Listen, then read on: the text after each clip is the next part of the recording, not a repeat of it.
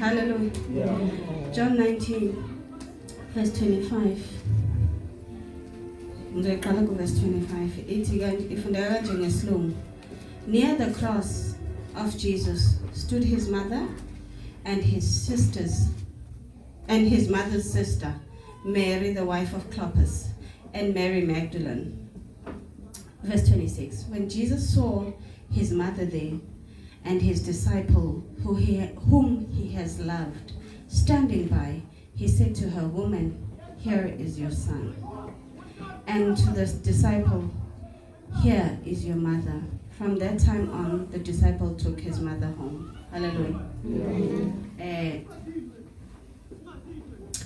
Njengoba ngisho ukuthi kubalekile bazalwane ukwaziwa uNkulunkulu. In my reading ngoJohn, ngoba ngike ngayibuza ukuthi indaba, why would Jesus give his mother to John? In my reading ngoJohn, I realized ukuthi most of the time John has a relationship with Jesus. And he's always close by, not Jesus. When Jesus was in Mount Gethsemane, Megayo Tanda Zogokina Aza Kuzekwesha Elijah no Moses, John was there. John or Peter, there were 3 disciples, but he was there. Oh yes. So this then tells me, John had the vision. Hallelujah. Hallelujah. John had the vision, John had the fellowship, and John had the relationship. Oh yes. Yeah. So,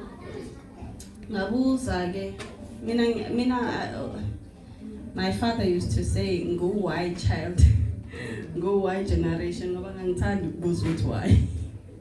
Because I would never just get into understand what why. I tell before why.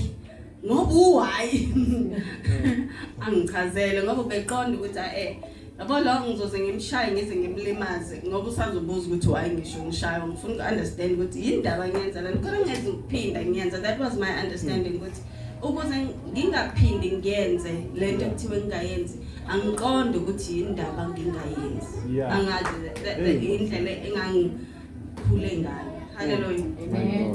So John had a relationship noNkulunkulu. And then here na indawo engibamba kakhulu bazalwane Yeah. ila ku John 19 verse 26. It says when Jesus saw his mother there and the disciple whom he loved standing nearby, he said to her, "Woman, here is your son." And then the Bible tells me, amadodana, sons bear the vision.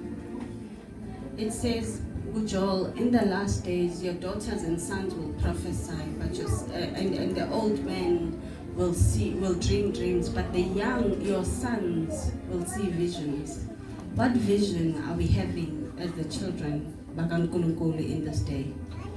Ubaboshilo lana wati, you can change today, but today needs you to have a vision for you to change today. What is your vision? Sihlale siya kuma Easter bengibamela abanye abafundisi bathi hayi mina uJesu wami akafi njalo. But what is the vision of the sermon? Because now the vision kaNkulunkulu, when Christ died for us, it was for salvation. Angithi ukuthi sisindiswe sishondelane back noNkulunkulu sibe nobudlelwane back nomdali wethu, right?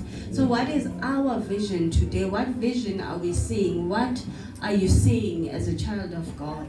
Hallelujah. Yeah. In this day, in this Easter, for you to be able to change your today, what is it that you are seeing? Ubonani. Ngoba siyakwazi ukucula, siyakwazi ukushumayela, siyakwazi futhi nokukhuluma. Kodwa ubonani? iBhayibheli lithi my children perish because the church perish when there's no vision. Yeah. Kubhlungu kabi ukuthi ugogo ushilo naye la mekamile ngiyasho ukuthi hey uNkulunkulu uyakhuluma la ekhaya la. So uthi ugogo la ekhaya ukuze ungami ume ngumfundisi wena mzalwane ungami ume ngumfundisi. That takes vision. Fanele wazi ukuthi umephi. umekwini izwi elifundayo eBhayibheli mozolifunda njengestory ngicela ukuxoxela mina kukhona abazokufundela lona bakushintsha ingqondo uma ungana vision. Oh, yeah. Because bakhona amagagu la ngaphandle akwaziyo ukukhuluma akwaziyo futhi nokuchaza indaba yakho, but you gotta have the vision and the relationship noNkulunkulu ukuze ukwazi ukuma, ukuze on the last day ngizoka nothi inkosi ngawahamba wonke ama-Easter ngenza lokhu nalokhu athi ngiyakwazi angathi angikwazi, because akubuhlungu kabi nje uthi uhleli la every single day uyathandaza 12 o'clock 9 o'clock ajikathi angikwazi. Kanti ubuwenzani sonke lesikhathi? Ubuhleli wenzani? Yebo ubuthandaza kubani? Ubuxoxa nobani? Ubuhlanganyela ngegama likabani? Njengoba ugogo bone maningi phela amabandla. Akusithi sonke kodwa sikhonza uNkulunkulu. Futhi it's not my place to say ubani okhonza bani. Okwami ukuthi ngimake sure ukuthi uNkulunkulu uyangazi. And ekungazini kwakhe, that is the beauty about knowing a tree. Uthi isihlahla usazi ngama-fruit waso. Angeke ngibuke isihlahla lapha ngaphandle sikabanana. Ngisibone silengubhanana bese ngiyabuza ukuthi unawo no-apple. That's how we are supposed to be. Okwethu makulenge ngaphandle, and it is impactful. About indlela oyiyona is what preaches louder than what you can do ume pulpit noma ume idimile noma wenza ama-open air. The way you are. And it does not need for you ukuthi ube umfundisi ube yini ukuba wena, because uNkulunkulu understands ukuthi sibaningi kangaka. Khona abantu engizokhuluma bangizwe, khona abantu engizokhuluma babo-overtima bamuzwe bangangizwa mina ukuthi ngithini, kodwa sonke siyakhuluma ngento eyodwa. Hallelujah. So each and every person une responsibility yokuphila right, yokuba right, because you are a child of God. Show your fruits by being who you are. Amen. And who you are is a resemblance of who God is in your life. And if you are a child of God, ngempela today can be today. It can change. IBhayibheli lengifundisa ukuthi when you speak, uNkulunkulu when he created planet Earth, he only used igama. Hallelujah. He said let there be. uDaniel ungitshela ukuthi mina ngusizini yama last days. Angazi ngawo ngiyaxoxela ukuthi mina ngikuphi, ngenze ukuthi you're not in the same space. Hallelujah. Amen. Lithi we are in the last days, because in these days people will want knowledge. Abantu bazoyifuna bayifune knowledge. Kodwa ukujabulisa indlebe zabo nendlela abayiyona ukuze baphile ngalendlela bayijustify indlela abaphila ngayo. Ingako you never have to argue nomuntu othi yena uphila kanje ngoba une backup yalento ayishoyo. Yeah. Kodwa wena okwakho ukuthi ugxile ezwini and your relationship noNkulunkulu. Namhlanje wena we were coming lana I heard umunye umfundisi athi umfundisi ubekelwe ukuthi ube ne reference point. Ukwazi ukuthi mesezixaka ubuyizombuza yena ukuthi ngeke ngizwa kanje la. But akayona iBhayibheli lakho. So you have your own Bible, you read your own Bible, but you have a reference point and you have a place to talk. Ukuthi mawufuna ukukhuluma, mawufuna ukwazi unendawo. That's the purpose kamfundisi ukuthi uNkulunkulu umbekele kona ukuthi akakwazi uNkulunkulu ukufika la azuma la ngingafa mina. Ngisakwazi nokumbuza ukuthi lento ebengifuna ukumbuza yona. So bekile ubavidima ukuthi he's there to be able to assist you. But he's not your God. He is not your Bible. He is just a reference point. Ukuthi akwazi ukukusiza. Impilo iyashaya la ngaphandle. Kunento eningi ezenzakalayo. Futhi kuna information eningi oyithola on daily basis. Eningi yayo bathi ibuye eBhayibhelini, kube namaBhayibheli amaningi ke futhi ngaphandle. Kube nezincwadi eziningi bathi hayi abasifaka eBhayibhelini ngoba banezathu. Everybody's got reasons. Yes. Angithezwana. Wonke umuntu akekho umuntu owenza into anganasizathu bazalwane empilweni. So you got to be careful ukuthi la umikhona umephi are you a son of God? Amen. And ukuthi ube son of God akusho every day. Khona umunye ongibuzile wathi indaba abazalwane bakhohlakele kangaka bathi sikhohlakele mebasho. Kodwa bathi sifika ngesonto. Ngithi mina no. Ukuya esontweni sisuke siyesibhedlela ngathi uyazi ukuthi wonke umuntu uya esibhedlela nangeke umthole umuntu ophilayo esibhedlela. So mesise esontweni sisuke sisesibhedlela sifuke sifunda ulungiswa. Ngeke uyithole imoto ephilayo egarage yolungiswa. Ngeke uzoyithola emgaqweni uzoyithola ihamba, right?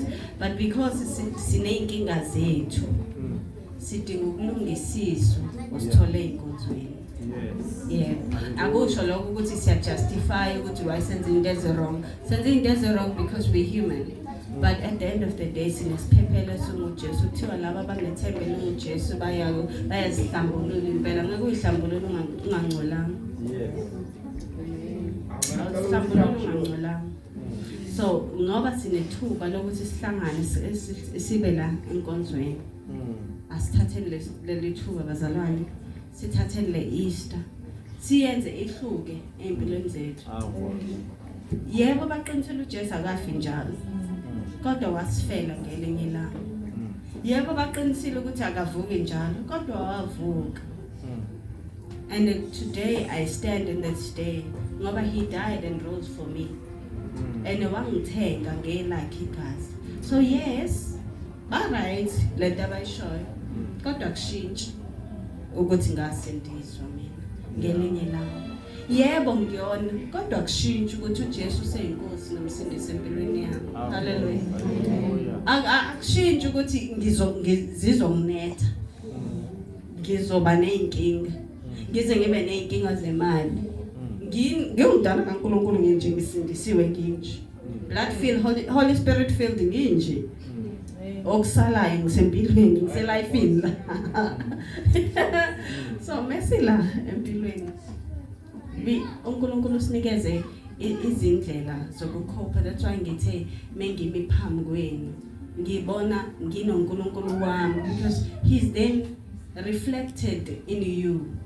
But now if ungekho wena kuNkulunkulu o reflector ini le reflector usharing. What are you sharing?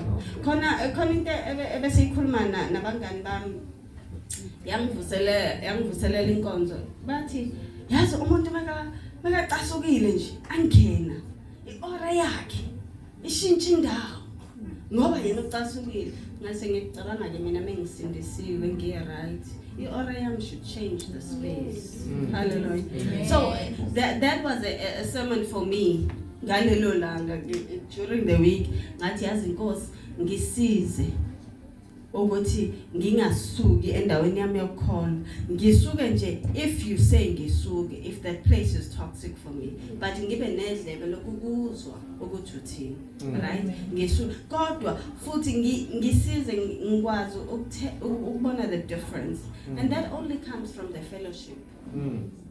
Angeke ukwazi lokho ukuthi kumele usuke nini kumele uhlale nini ngoba siyasho ungasuki kuNkulunkulu bese sithi hayi ubona ukuthi isonto leli alikho right for wena sekumele usuke sengiyasuka futhi yabo ziningi lezi zinto lezi kodwa it only comes with the fellowship bazalwane.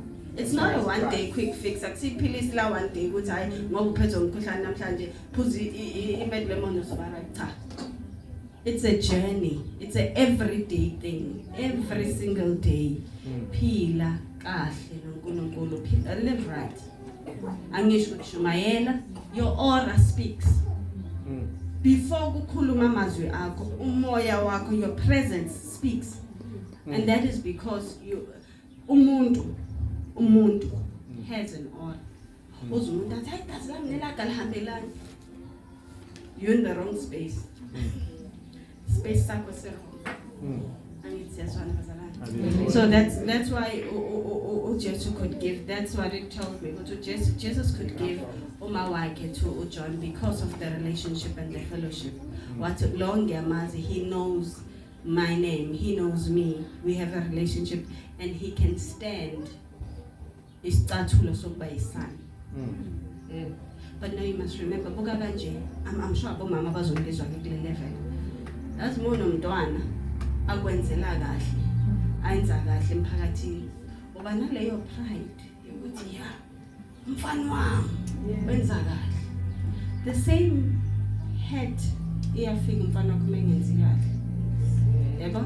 So John had to carry this woman's heartache, this woman's pain, this woman's joy by being umntwana kaMary. Obe umama womsindiswa wonke umuntu. You understand? He had big shoes to fill. Not only with support physical, but mentally too.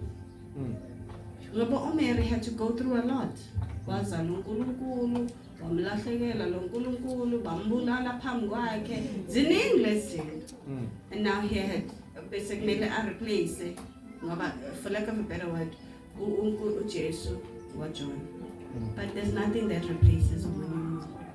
So John had a responsibility to keep the vision alive because Mary and I had been in a relationship not Jesus, not only as a mother, but as Jesus, as a savior, as a teacher, as a servant of God at that time. Ngoba Jesus showed Mary so many times that mina ngumntwana kaNkulunkulu, mina ngithunywe uNkulunkulu. Right? So kubuhlungu ukuthi ulahlekelwe. God, it is very, very, very comforting ukuthi ulahlekelwa uyagaina at the same time. Ulahlekelwa indodana yakho as Mary, umama ulahlekelwa umntwana, kodwa uba nendodana oyitholayo again in that same space. So in this life that we're living, sizolahlekelwa. Angithi siyalahlekelwa ama-family members. Angeke usaphinde umthole umuntu umama or whatever. But we have the family in Christ. Uzophola. Come, fellowship. That's the only way uNkulunkulu can heal you. We don't replace ama family wakho. Ngiyakwazi ukwenza lokho. Kodwa we become family to you. Angitsezwa. So that's why we have the church. Ukuze sikwazi ukunakekelana, sibumbane, sizwane, sinesane, sithethisane, sikhuzane, sibuyisane, kodwa siyaphi ezulwini. Angithi we have a journey sayihambayo bazalwane. Asingathi ke mase kuthiwa siyalungisana bese siyadubana bese siyahamba. Angihamba mina bangijwayele. Angithi ekhaya uhambi mebakuthethisa. Angithi noma bakuthethisa ngani futhi ekhaya ke baze bakushaye awuhambi. Ungahambi ke kwaJesu. Don't leave Christ no matter what comes. Zizofika. Zikhona. Ngikhona nami ngizokunyathela ikhona ngime lapha phambili ngikunyathela. So that awusamfuna uJesu ngoba naku mina ngime phambili ngiyashumela bese ngakulimaza. Ngayenzi lento bazalwane. Ana serious note. Siyalimazana sabazalwane. But because we are children of God, it's a relationship thing and it's a journey thing. Nebona ngithi bazalwane? Yes. Ngakakhona ethi ngifike la ngizosay singaqeda amen. Sengiyaqeda amen. Ingakho ngibe ngathanda ukukhuluma a lot because Hallelujah bazalwane. Amen. So I was reading uLokhonje Hosea chapter 4 verse 6. Uthi my people perish because they lack knowledge. But then it doesn't end there. Uthi they lack knowledge because they reject it. So libulawa ukufa siyafa ngoba we reject knowledge. I would say siyayileka yes because we are rejected and the end of that is death. So bazalwane hallelujah. Amen. We have a responsibility to know God and ensure that uNkulunkulu knows you. Read your Bibles daily. Angazi mina I'm a teacher ke by yabo. Read your Bibles daily. And that's not to make sure ukuthi abantu bayakubona. That is to gain knowledge. And if you don't know or don't understand, ask questions. Angitshelwa? Amen. Ubuza umbuzo kuzokusiza ungahlali ekhoneni lakho. Amen. Abavangeli baningi la ngaphandle bashumayela yonke into leyo. Right? kuhle futhi ukubalalela kodwa mase umdala uyazi ukuthi hayi le inyama ngizodla inyama ngilahla amathambo yabona and bamdala ngokufunda izwi awubi mdala because umdala ngeminyaka yakuca ubamdala ngokufunda izwi ayithizwa. So we have a responsibility bazalwane, every one of us. Ushilo mama ukuthi ufisa ukuthi uzubane kuthiwa akasekho nifike ngithule. Ukhuluma ngoba usesibonile isimo sakwakho ukuthi ufisa ngithule. Right? So lokho kuthatha a lot of wisdom for somebody to see that. Ukuthi ukuthula kuyazwakala, kuyafuneka. It takes a lot of wisdom. So ukuze uzofike ekuhlakanipheni ukuthi uqala ukuhlakanipha kumesaba uJehova. Awuveli umsabe because uyihoho cha. Umsaba ngoba ufundiswa, usumqondo, usum-understand. Right? Yebo bazalwane, ngiyabonga isikhathi senu. Ngiyanithanda, ngicela ukuqhubeka ngizwe kunina ukuthi uNkulunkulu lo ungithanda kangakanani, ningithande with skin on because only you can do it. uNkulunkulu akakwazi ukungihaga. Umyeni wami uhlala esho ukuthi hayi lo mama uthanda ihug.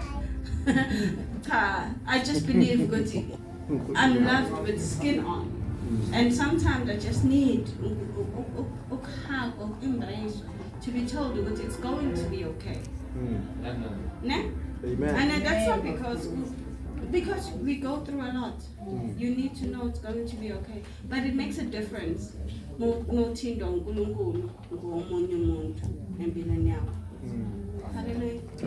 In all our walks of life, indlela zonke sizihambayo, uko konke sikuhambayo, yonke indlela oyihambayo, just remember ukuthi you have a responsibility to honor God by living